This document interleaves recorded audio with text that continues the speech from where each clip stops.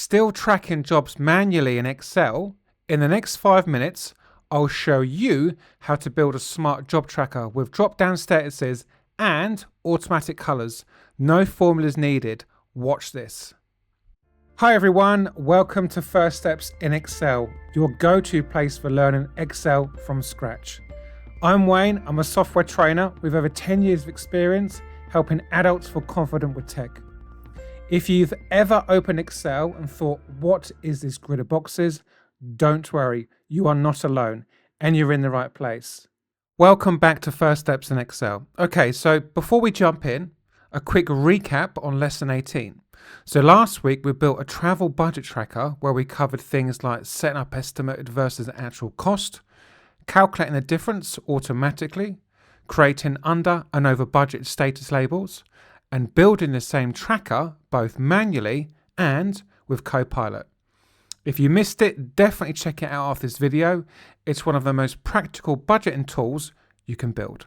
Before we start, just a quick note, from time to time, I'll share service management style Excel builds based on what examples I work with day to day. But everything stays the same, simple, beginner friendly, and useful in any role. So today we're switching to something just as useful, especially if you work in a field service, admin, operations, maintenance, or project coordination roles. We're building a job tracker. In this lesson, we're going to set up a clean table to track jobs, a status drop-down with options like pending, in progress, complete, cancelled, and conditional formatting so each status is automatically color-coded.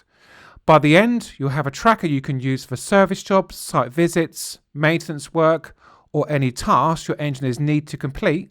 Let's get started. Okay, so first, let's set up a basic structure for our job tracker. So in a blank sheet, type these column headers into row 2, starting from B2. So job ID, job title, customer name, assigned to engineer, due date, and status. Now, let's make the headers stand out. Highlight your headers, then click on bold, and then once you've done this, we're going to add a fill color of your choice. And then before you add any data, let's freeze the header row so it stays visible as we scroll. So highlight the row below the column headers, and then go to the View tab, click Freeze Panes, then click on Select Freeze Panes again. And what this does is it keeps row 2 locked at the top while you scroll through your jobs. Next, let's add a few example jobs. So on the screen, under each header, type a few sample entries. Don't worry about the status column yet. We'll control that using a drop-down. Next, let's add a drop-down status. So to keep our status drop-down consistent, we'll create a small list off to the side. In cells I3 to I6, type pending, in progress, completed, and cancelled. This list will power our drop-down menu. Now let's turn the status column into a drop-down. So if we select cells, then from here we go to data, and then data validation, and then under allow, choose list, then in source, select I3 to I6, and then once you've done that, click OK. And as you can see on the screen now, each status cell now has a drop-down you can choose from. Next, let's make the tracker easy to read with automatic color coding.